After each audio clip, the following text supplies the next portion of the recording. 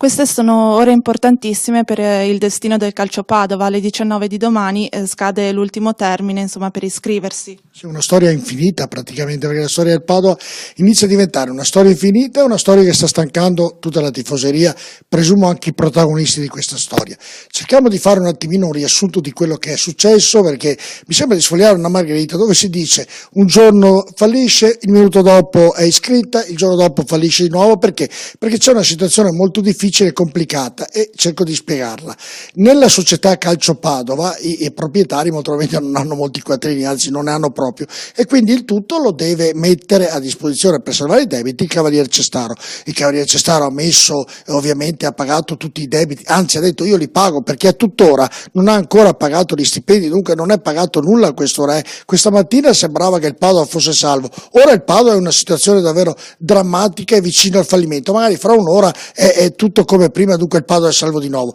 Però ritornando al concetto iniziale, sta di fatto che l'Unicom non riesce ancora a versare la flessione in Lega per poter garantire l'iscrizione al prossimo campionato, quindi è tutto fermo, si stanno muovendo le banche, anche se a quest'ora ormai sono chiuse, si stanno muovendo un po' tutti. Sta di fatto che ad oggi, ad ora, questa sera, in questo momento il Padova non è ancora iscritto al campionato di Lega Pro, e dunque ritorniamo tutto all'inizio, che si sta facendo una gran confusione in questa società in questo momento difficile, e speriamo che domani, come diceva l'Elisabetta, è l'ultimo giorno, riescano a trovare il bando nella matassa, perché qui davvero è difficile riuscire a trovare qualcosa di logico per capire, per spiegare alla gente, perché davvero ogni giorno che passa diventa ogni giorno più complicato. L'unica cosa è che bisogna sperare nel Cavalier Cestaro, quindi, e nella Unicom. No, è l'unico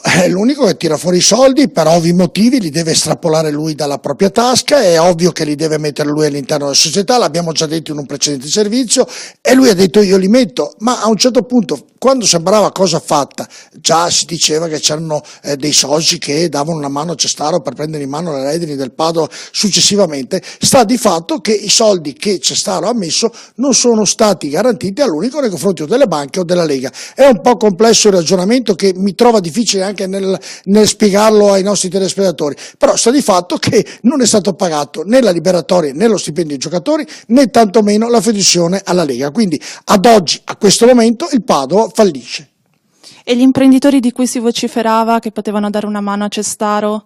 Ma no, l'hanno dichiarato pubblicamente che sono disponibili a dare una mano domani al Cavaliere e prendere in mano la situazione del Padova, perché il Cavaliere ha detto io sì pago tutto, però poi Pinocchio se deve andare via, Pinocchio tra le altre cose voleva dare una casa che è sul lago di Garda a Cestaro. Vabbè, lasciamo stare, sono cose non importanti. Gli imprenditori che vogliono e che desiderano prendere in mano la società Calcio Padova sembra ci siano, non so le reali possibilità, non so nemmeno come potranno esporsi a livello di